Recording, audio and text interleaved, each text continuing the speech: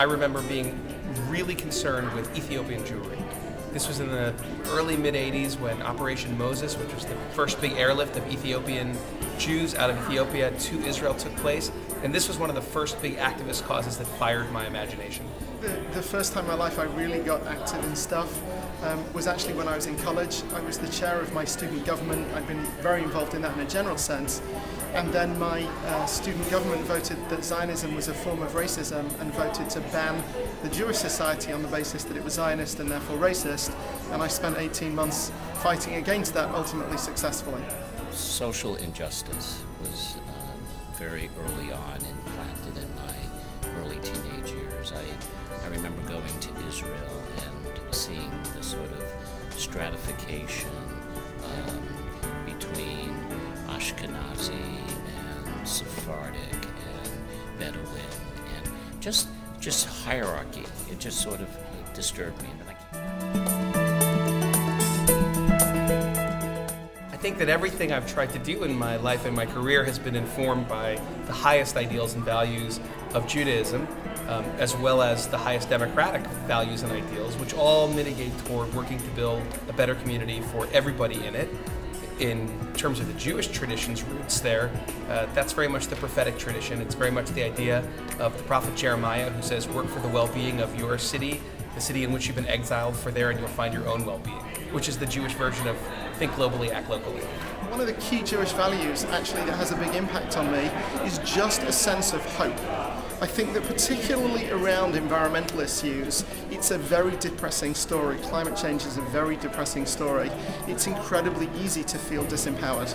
And I feel that we as a people who faced the destruction of the temple and kept going, and the expulsion from Spain and kept going, and the Shoah and kept going, that we of all people are capable of looking at potential destruction squarely in the face and say, I do not give up hope. I will carry on fighting to create a better Jewish community and a better world for everybody. We tend to think it comes as a manifestation of reading Torah and understanding the contemporary utilization of what I understand Torah to mean. And my value structure comes directly from it. Don't let the fact that you're a teen keep you from speaking the truth as you see it, or getting active, or being involved.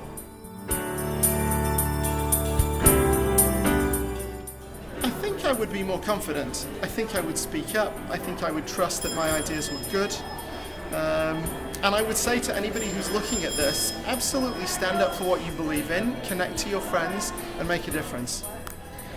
Get out of the classroom, intern, find mentors, find the passion within yourself that you believe in, and work towards collective change. And I think with those sort of formulas, you can't go wrong. I think that Panim and BBYO joining forces is a great example of taking what was once a more traditional youth group kind of an organization, twinning it with an organization dedicated to service learning, and social justice work, tikkun olam work, and making sure that everybody understands that those two things go hand in hand, and that at the core of what it means to be Jewish is not just socializing, although that's nice, but socializing to build a better world.